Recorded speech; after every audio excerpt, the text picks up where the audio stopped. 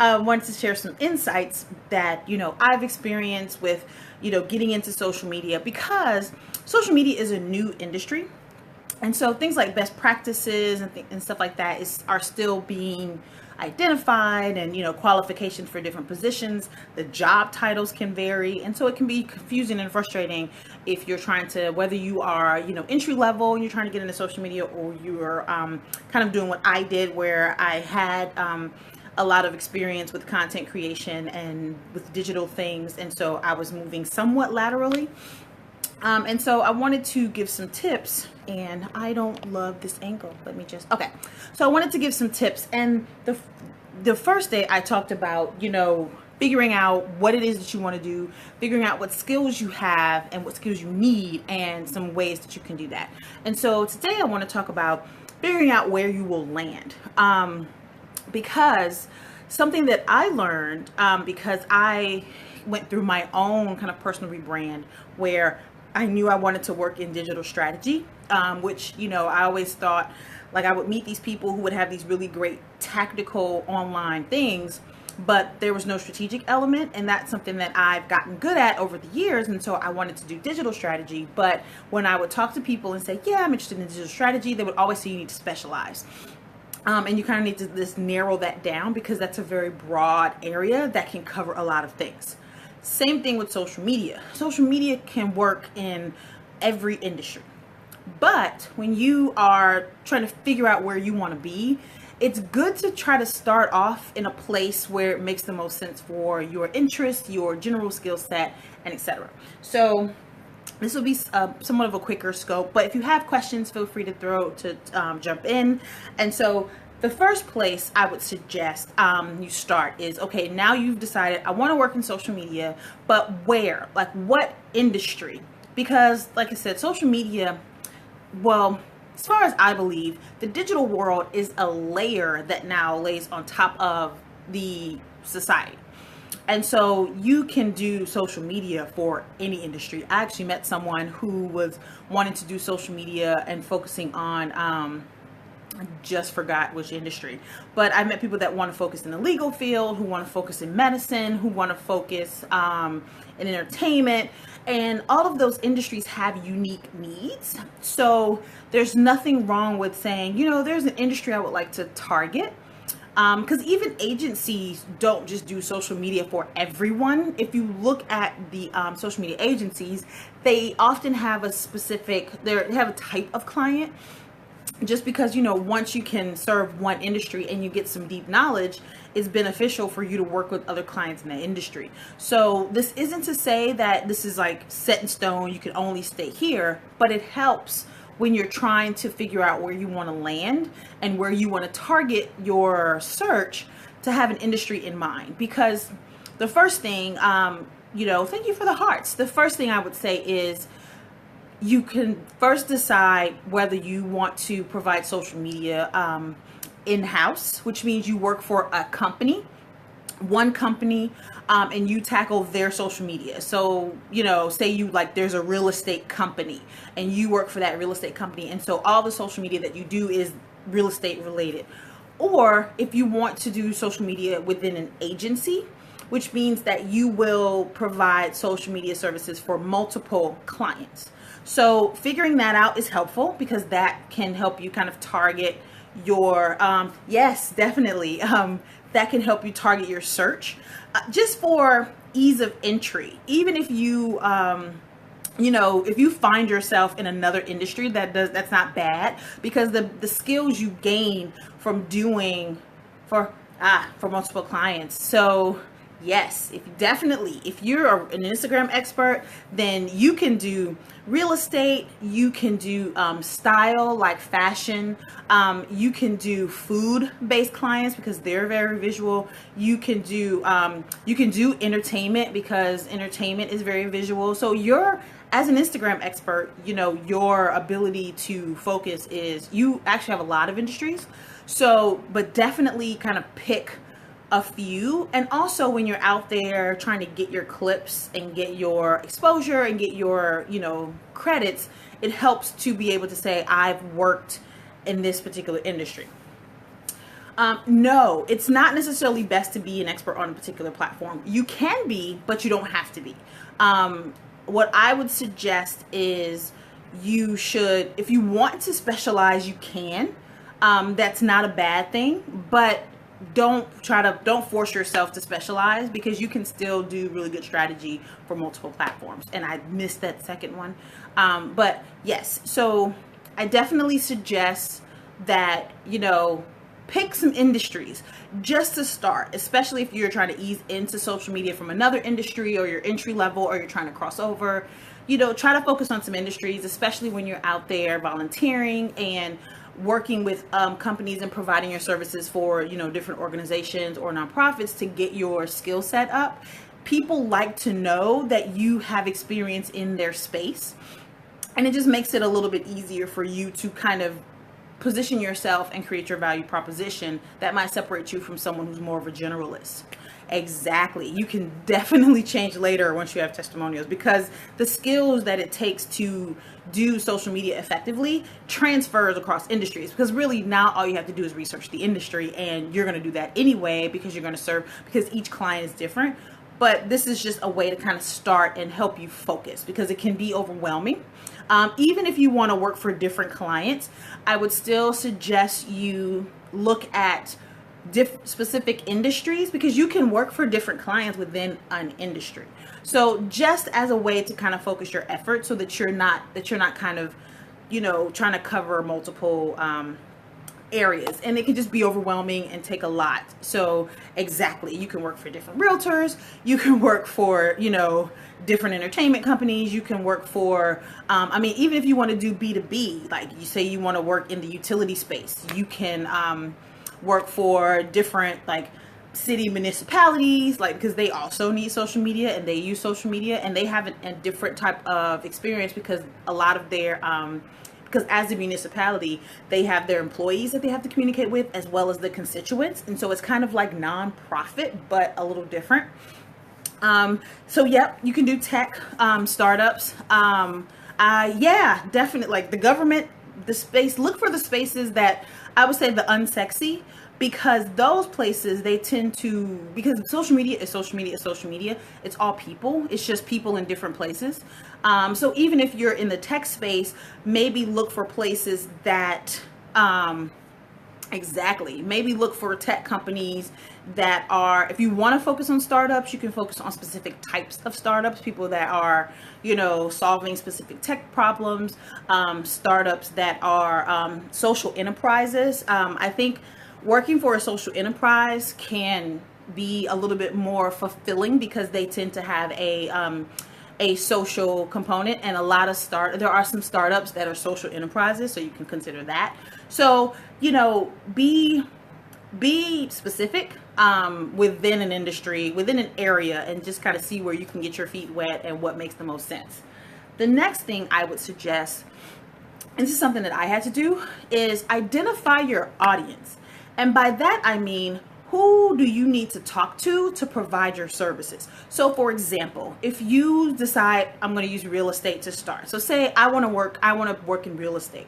Well, 9 times out of 10, the person that you would need to talk to pitch your services to, or to apply for work, or to try to build a relationship with, is either going to be the realtor themselves, because, realtors tend to be 1-2 people shops, or the office manager for the realtor, just because the office manager tends to be all the things, and the realtor focuses on clients. So your audience will be either an office manager or a realtor. So likely your audience will be someone who does not fully understand social, because that's not their wheelhouse. And so there'll have to be an educational component to your networking with them, or to you working with them. Say for the tech startup space, 9 times out of 10, your audience is going to be the business partner of the startup. So the business person, because that person is going to understand the need for marketing, and that person will be, open to talking to someone. And you can present social media marketing as a less expensive opportunity. Yes, as a less expensive way to market their company online. And because it's tech, they'll be open to that. And that's another one. There'll still have to be an educational component, because likely those people won't understand social in a marketing way or in like a business strategic way, because that's not their wheelhouse. And so you have to understand that, you have to respect that, because they might make assumptions, they might want you to do things that don't make sense, and so you have to be prepared to educate them. Now, I'll use myself for an example. As a content strategist, what I realized was that my best audience was either a marketing director within a company, or someone who owns a marketing or social media agency, because those are the people who know they need content, and so they often don't have the time to focus on what the content looks like when they're serving clients. And also they tend to be, if you do a marketing agency, they tend to do traditional marketing. And so they don't have time or the ability to focus on the social and the digital. And so that's where I would come in. So, I figured that out. And so I was like, okay, so my client, it's less about educating them about, that they need my service, and more about me finding them. For you guys, if you're like in real estate, or if you want to do like the tech startup space, you have to find them, and then you have to be prepared to educate them to the value of what it is that you do. So that, it helps to start off picking an audience that values, that understands and appreciates the need for social media. So one thing, this is kind of a side tip, that I would suggest is look for companies who are already on social media, because even if they're not using it to its fullest capacity, they know that they should be. And so your barrier to entry will be lower, because you're like, okay, I see you're on social media. Then you can come to them with maybe create a solution, or maybe create some type of insight where you can help them with what they already have. And that's another way. So a lot of times, I know in tech startup space, and even in real estate, because they're starting to understand the importance of digital, they might have profiles, they're just not really using them. So that's one way where your education barrier will be lowered, but you still have to be prepared to educate. Now, just a really side pro tip, when you're working, because even me working with marketing people, there is still an element of education, because digital social media are so new. And oftentimes the people that will be hiring you are people who have been in the industry for, 8, 9, 10 plus years. And they tend to have traditional experience, which means, and it's always changing. So there's always going to be an element of education, and you should approach it from I want you to understand what I'm doing, because that'll make my job easier. It won't take your job away, because I promise you, they don't want to do it. Especially if they have been focusing on one area of marketing for their entire career, they often don't want to dive into digital, but they have to, because they know it's valuable, and so they will. But if you can say, hey, I can help you, I'll keep you abreast of best practices and, the kind of high level stuff, but you let me get into the nitty gritty, they'll be like, oh, yes, please come take my money. So definitely, you have to be able to demonstrate that it's important to be online. So this is where you have to kind of take some time to begin to become an expert in social media by reading blogs and websites and joining groups of people that talk about social media all the time. Because what that helps you do is that helps you see why it's important. And really one of the main ways, because you don't necessarily have to, yes, you can give them a free, you can give them, you can either do a discovery call, you can give them like your first meeting can be free, where you can talk to them and find out what they're trying to work with, and then offer them some insights.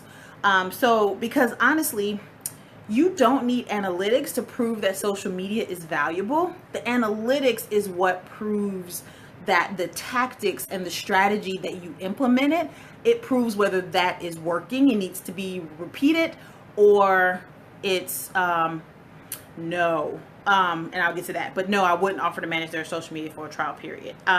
But that's what analytics do. So what I would say when it comes to managing someone's social media, The thing about that is, first of all, just to keep yourself sane, especially if you're wanting to have multiple clients, you need to give them a minimum of 6 months.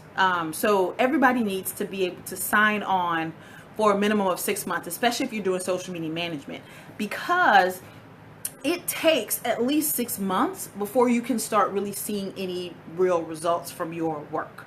So you need to give at least 6 months, 9 months, a year. That needs to be kind of how you work with them. And so doing a trial social media management is really kind of setting yourself up for disappointment, because it takes you some time to understand, what's the best posting cadence, like how often you should post, when you should post, who their audience really is. Because when you start talking to clients and you say things like, so who's your audience? And they tell you, yeah, definitely 6 months is the minimum.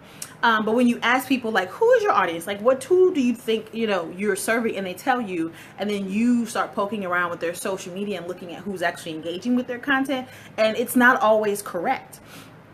Because, you have to get out there and you have to really interact with people who care about that particular brand in order to show up and participate. So doing a trial run is, yes, you should definitely have at least a 6 month minimum, because social media is not a silver bullet, and it's not something that you can do it and after a couple of weeks it's like, we've done it and it's great and here's some analytics and it's moving. It's not one of those industries. Social media is not a sprint, it's a marathon. So you have to at least be able to commit a half marathon in order to really see and also for you, it's not even really valuable for you if you're only doing it for a short period of time. I worked on a project where I did it for 4 months, and the analytics were okay. They were starting to move before the project was over, but it's like I really needed at least another 2 months to really kind of see if what the things that I was doing were really working in a very real, meaty, tangible way. And you'll just figure that out as well when you start doing the work. You're like, you know what, this needs to last longer. So social media, I would always say, look at it as a marathon and not a sprint. And that's how you should pitch it to clients. This is not about a one-off thing. This is the only thing that you can do in social media really effectively that can be one-off is ad buying. Because you can buy an ad for a week, 2 weeks, and then, see how that moves the needle, because it's advertising. Anything else is organic. You need time for it to grow, build, just like plants. You need time for it to grow. You have to nourish it. You have to, tend to it like a garden. Same thing with social media. So I don't suggest you do any type of trial. Exactly. You don't need to do any type of trial. And the thing about working for people who, and what will happen is that as you start doing more work, you'll start to be able to kind of find those clients that are looking for a silver bullet, and those are the clients that you probably should turn away. I actually had a recent experience where that was, I would suggest that when you do social media management, you can offer ads. I wouldn't include it though. Yeah, and 17% on 3 platforms after 32 days is awesome. So that person didn't understand social. But no, I wouldn't include, because because the thing about social media advertising is that social media advertising is an extra expense. You don't want to have people paying you, especially if you're doing project work. You don't want to say, okay, I'm going to run exactly social media ads. And so what they pay you is for your brain, is for your effort, is for your, tracking, is for you. It's not for the ads. The ads is another investment. And so they need to be prepared to pay money for ads, and you'll manage them. You can do that. But right, you're paying for your time and talent, because social media is it's not hard to do, but it's time consuming. It's a lot of thought work. You got to do a lot of research. You got to stay up on things. You can't just kind of halfway do it. You have to really go all in. And so that's valuable. When people want to run ads, you can say, I will manage those ads, but I definitely think that should be a separate fee from social media management. Yes. Well, the thing, it's not hard. It's just work. That's the thing. It's like, because you can, a lot of times the reason why people discount social media is because they do social media themselves, but they do it as people. So it's real sporadic. It's just them posting pictures of themselves. They're at the beach. They're with their friends, their kids, so they think, oh, I can do this for my business. But when you're doing it for business, there needs to be consistency. There needs to be content created. That's another thing. You want to find out whether the people you're working with have content, or if you're going to have to be over creating that content. And if you do, that's a whole other conversation, because creating content and managing the social media are two different things. Same thing for ads. Creating the ad content and then managing the ad once it's running, two different things. And so this is why it's helpful to start in an industry and to figure out your audience, because then you can get more comfortable, overcoming those objections, answering those questions. Yes, you should definitely charge a premium for strategy. Yes, because strategy and content creation, like that's the rough stuff. Social media management is it can be automated, but strategy and creating content, like that's all here. That's all mental brain thinking, planning, testing, that kind of thing. But this is why it's helpful to start off in a couple of industries. And so what I would say, if you've never done ads yourself, this is where, assisting other people is helpful, because then you can maybe help like a nonprofit run ads. Honestly, if you want to learn about Facebook ads, you should visit facebook.com/blueprint. That is Facebook's free e-learning tool. And they have modules that teach you about Facebook ads. So go there. And because once you understand how to run ads on one platform, you can begin to understand how you can kind of get the process about, I'm glad you can understand, it'll be easier to figure out how to run ads other places. And most companies are understanding the value of Facebook, because there are over 1 billion people that use Facebook.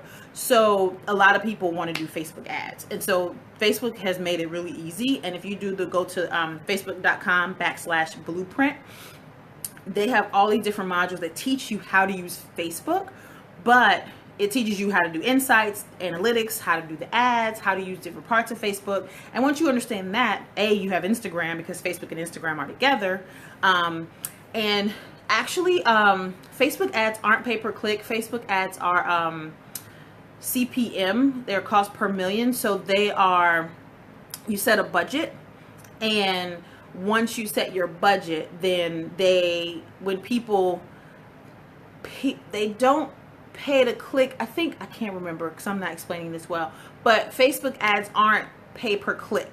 You set a budget, and then once your budget is reached, then your ad stops running. It's actually, just a side note, Facebook ads are actually a lot more budget friendly and easier to play around with than Google ads or LinkedIn ads, because pay-per-click ads, they tend to operate from a place of bids, because the highest bid is the one who gets to get the click through, who gets to get the click. So it's so Google ads and LinkedIn ads are a little bit different, and they can be, LinkedIn does ads too, because if you're in the B2B space, if you're business to business in any way, shape, form, or fashion, you need to be on LinkedIn. So if you have like commercial real estate people that you're working with, and they're selling from realtor to realtor, or business to business, then they need to be on LinkedIn and doing ads rather than Facebook. So you need to do LinkedIn ads. But the cool thing about LinkedIn ads is that they're very similar to Google ads, and Google ads have training modules. You can be certified in Google ads. So I can't remember where it is, but I would say if you do a Google search for Google Ads certification, you'll find the modules, and they'll teach you how to use Google Ads. And the same LinkedIn ads work similarly, because they're pay-per-click and they're bid-based. So that can cause, those pay-per-click can actually be more expensive, because you are charged when someone clicks. Whereas with Facebook and Instagram, and I think maybe even Twitter, I'm not 100% sure, but I think Twitter is kind of similar, where you just set a budget. You say, this is how much I want to spend on ads for this duration of time. And then they take, and you can also set your daily limit based on your overall budget, and then they'll take that money. Yes. So they will. And so once you hit your budget for the day or for that time period, then your ad would just stop running. So you don't get any extra bills or extra, whereas with LinkedIn and Google, you just like give them a credit card and say, this is how much I want to bid per click. And whenever somebody, whenever that happens, then you have to pay when someone clicks, and you pay that bid. And you also, I think you might pay that bid whether you are the winning bid or not. I'm going to research that and do another scope and kind of explain how the different ads work, because they are different. But I would suggest start with Facebook, because you can set a budget, and also the insights you get and kind of learning who your audience is on Facebook is very beneficial. So start there, go to Blueprint, and kind of just begin to understand the ad process. Because once you have that foundation, you'll feel a lot more comfortable moving over into LinkedIn and Google. Even if you're in B2B, I would say start by learning Facebook just to get yourself more acclimated. So that's the second one. Identify your industry, identify your audience. And then the third one, which is kind of, you asked that question before, Erica, would identify your value proposition. So figure out what you bring to the table as someone who does social media. So, picking a platform and kind of really drilling down into that platform could be your value proposition. If you're a really great writer, and so you understand how to take content and share it across multiple platforms, that could be your value proposition.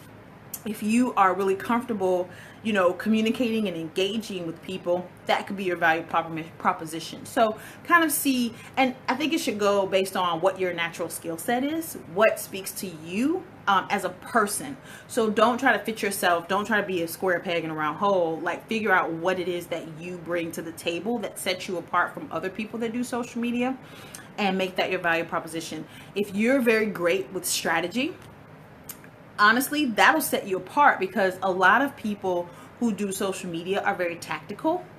So they have really cool ideas about campaigns and things to do, but when it comes to kind of creating a overall strategy for it, they're not as good with that. And so that was kind of my value proposition. I'm like, well, strategy is where I excel. So you need somebody to take what you're doing, put it in a strategic framework as it relates to your business, and then start executing tactics. Then now when I leave, you will have this framework, and you will be able to really knock it out of the box. If you have someone to step in place, even if they don't think strategically like I do, they at least have started. So figure out what you offer to the industry. And one of the best ways of figuring out your value proposition is by showing up. If your value is customer service, that means that you can engage with the audience in a way that helps them further, kind of that builds that relationship and that trust in that community. So customer service is your value, which means community building is your value, because when you do really good customer service, you create a relationship and a rapport with the customer. So that's awesome, because not everyone is good at that. And you might want to consider doing community management. Community management is a little bit different than social media management, because with social media management, your focus is on organizing content and then getting the content posted consistently. And so you might respond to people, you might communicate, but that's not the main focus.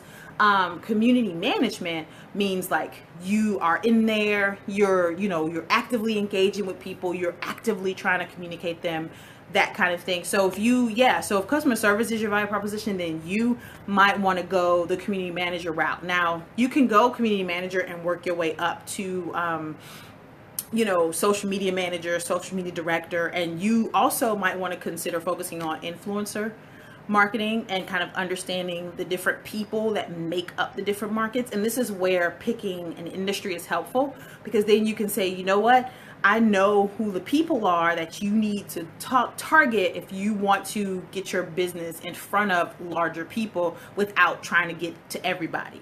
Because you're customer service oriented, you know how to interact with those people to get them to be a part of the company that you're working with in the industry. So that's another way you can. So if your focus is people, essentially, then that's a great, because not everybody is good with, you know, the communication part and the engagement aspect of it. They don't know how to properly engage with people. Because if you look at people's Facebook pages, sometimes you'll see like somebody will comment and they'll be like, thanks, and that's it. But if you are customer service oriented, you can be like, that's a really great point. Well, what do you think about that? And now you have this conversation going on in the comments, and that is a super engaged audience. The page looks all sexy and there's a lot of action going on. Other people might jump in the conversation and it could be really cool. So if that's your focus, definitely make that your specialty. Yeah, because that's valuable. People, there are a lot of people that want to build community, especially in the tech startup space, because they need a community for, right, or they'll just put them right, and that's just like, okay, that's not really, like, you've responded, but did you? You know, so, but if you're in the tech startup space, a lot of startups are needing to build an audience and needing to build a community that supports whatever it is that they're doing. So if you, you know, want to work with someone who's running a Kickstarter campaign, if you want to work with someone who's trying to raise funding and they need that people to see that they have, you know, people that are interested in what they're doing, you can market yourself that way. Yeah, word of mouth marketing is paramount in the startup space, because they tend not to have the budget to do the large ad buys and to do the large marketing campaigns. So you being customer service oriented means that you can understand community, and that means it's something that you enjoy. So that can be your value proposition. So just a really quick recap. When you're figuring out where to go, so now you know you want to be in social, but like, what does that look like? Start with identifying your industry. What's your sweet spot? Where do you want to start? The second thing, identify the audience. So who do you need to talk to get them to give you the money for the services? That's really what that means. Who do you need to sell yourself to? And the third thing, identify your value proposition. And that's where you show why what it is that you do is important. Because social media is important. And if your business isn't on social media in some way, then you are missing out. But the key is figuring out what way makes the most sense and how you're on social media. Because some people are just on it and they're not really helping their business. So that is where you can make yourself stand out, and then you can start to feel more comfortable and confident in the skills that you have and how they can be beneficial. So that is